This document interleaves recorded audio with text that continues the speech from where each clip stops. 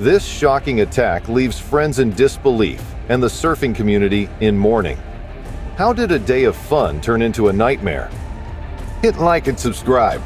This is Fierce. On a sunny day, October 24, 2024, Giulia Manfrini, a 36-year-old surfer from Italy, was having the time of her life in the beautiful waters of the Mentawai Islands in Indonesia. Known for her adventurous spirit, Giulia loved riding the waves and exploring new surf spots.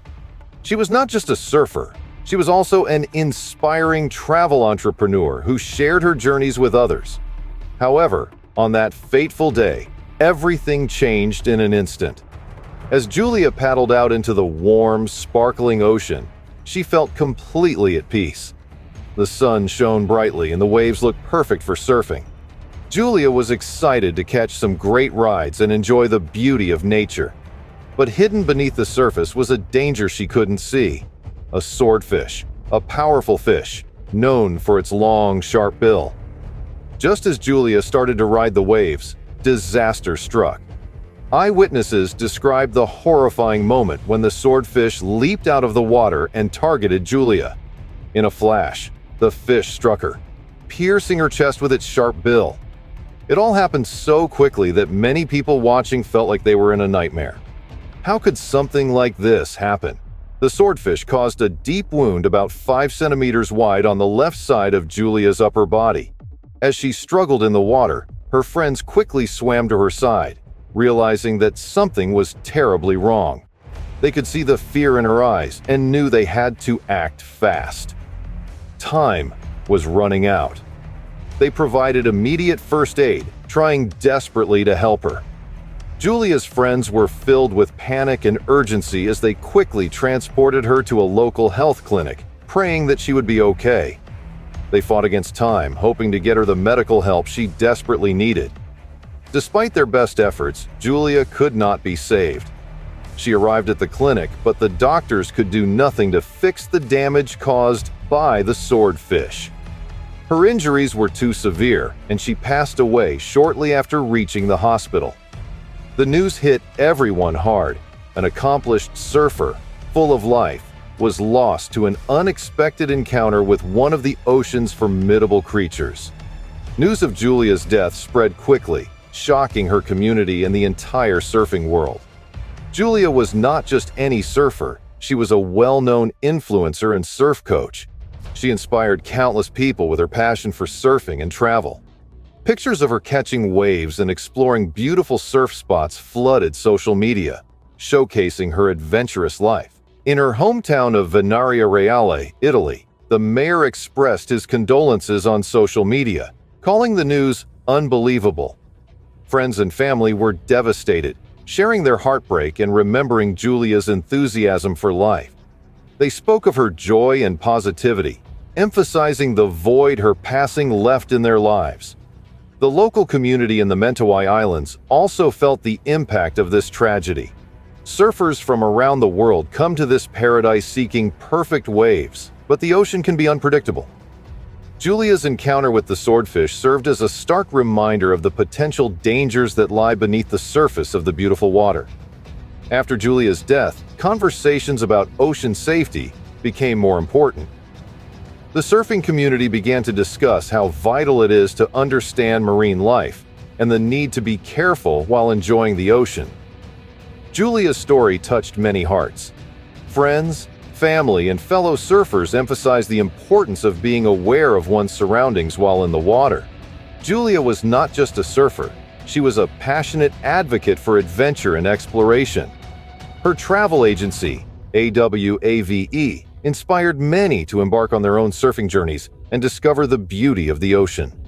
Through social media, her friends shared memories and photos of Giulia catching waves, reminding everyone of her adventurous spirit. They remembered her as someone who embraced every moment and encouraged others to chase their dreams.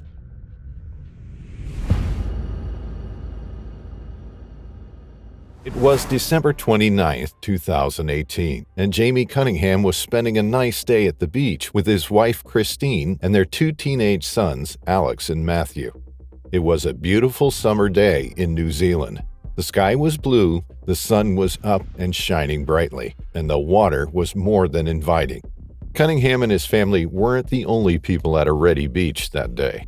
New Zealand's many beaches are usually packed with tourists once summer begins in December, and Aretti Beach was no exception to this unwritten rule. Aretti Beach is located only minutes away from Invercargill city center. Invercargill is the southernmost and westernmost city in New Zealand, and overall one of the world's southernmost cities. Aretti Beach is popular with tourists for a plethora of reasons. Those who don't want to sit back, relax, and bask in the sun have plenty of other alternatives. Common beach activities such as swimming, surfing, paddling, and shell collecting are available, but Aretti Beach also has another unique trait. It's one of the only beaches in New Zealand that vehicles are allowed to drive on. That's why many visitors choose motorbiking and four-wheel driving as their favored leisure activities. As you can imagine, the place is a fan favorite among families and daredevils alike. Cunningham and his family weren't daredevils, at least not on that particular Saturday, but this didn't mean they were going to stay idle on the beach. They planned to have fun and enjoy the sun and the water, and what better way to do that than boogie boarding? Boogie boarding, also known as bodyboarding, is much easier to learn than surfing. That's why many people prefer it and see it as a suitable activity for children, too. Every now and then, Cunningham would get out of the water and give the board to his wife, Christine, so she could also enjoy some quality time with their sons. Everything was perfect. The late December day was hot, and the waves were amazing. At one point during the day, Jamie Cunningham decided to get out of the water and swap over with Christine, his wife. In order to do this, he had to leave his sons in the water and proceed toward the beach. Cunningham picked up the board and made his way toward the shore. He could see Christine waiting for him. Each step brought him closer to the beach and out of the water, until one wrong small step that would cost Jamie Cunningham dearly. The man was standing in just 11 inches of water. Nothing to write home about, right? That's what he was probably thinking too. Or he wasn't thinking about it at all, caught mid-walking as he was. But then, when Cunningham's right foot made contact with the ground, he felt a sharp pain. It was like something stabbed him. The pain was quick and blinding, and nothing short of excruciating. It felt like the sensation you get when you step on a piece of Lego and your leg just gives way. At least that's what Cunningham thought. Surprised and definitely confused, Cunningham staggered, making a few uncertain steps, and then it all came crashing down for the 48-year-old father of two.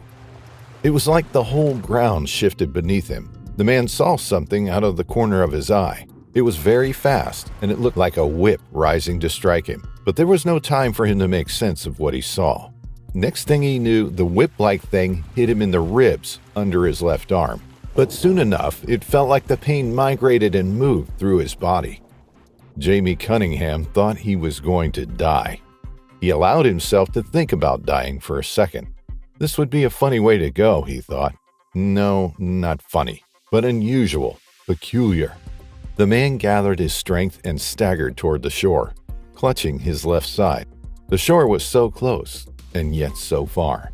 When he finally managed to get out of the water and onto the sand, Cunningham collapsed. The pain was excruciating, and it was spreading. It was spreading like venom would.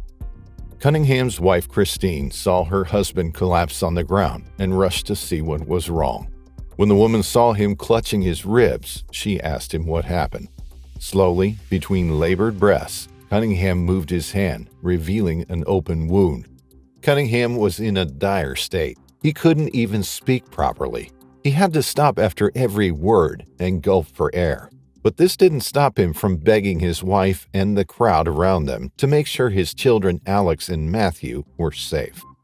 Fortunately, the two boys were unharmed, and luckily enough, Cunningham's horrible state caught the attention of two passers-by who turned out to be off-duty paramedics.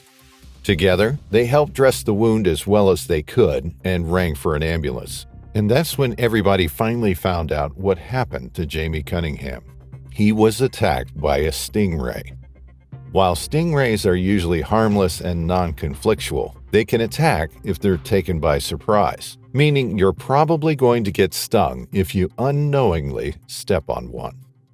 Meanwhile, Cunningham's foot became more and more purple, and more swollen too. It took the ambulance some 40 minutes to get to the beach. He was finally rushed to Southland Hospital, but his ordeal didn't end there.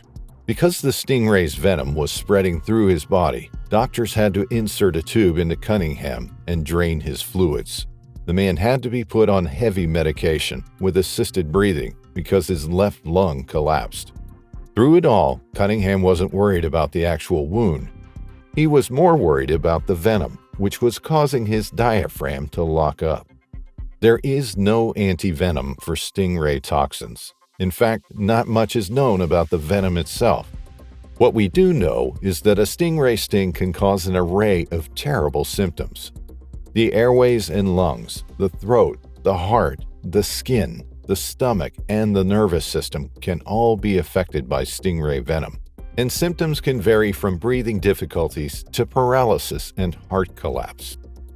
Because stingrays rarely attack, Jamie Cunningham's case was studied and included in a medical academic paper written by surgical registrar Benjamin Black, research fellow Monica Londahl, and consultant surgeon Conrad Richter. Very few stingray attacks have been reported in Australasia over the years, and out of these, even fewer have been fatal attacks. The medical article concerning Cunningham's injury also cited a 2018 study. According to this study, as climate change progresses, more and more stingrays will venture into New Zealand waters, and attacks will become more common. Jamie Cunningham tried to stay positive during his whole ordeal. He told reporters he had no idea there were stingrays at Moretti Beach. "People keep saying I was lucky, but if I was lucky, I wouldn't have stood on the friggin' thing," he told reporters. The man was able to make a full recovery, and according to him, he got a good pub story out of it and a good scar to prove it. In January 2022, another man, Stuart Sutherland, was stabbed in the leg by a stingray at Moretti Beach, 4 years after Cunningham's painful experience.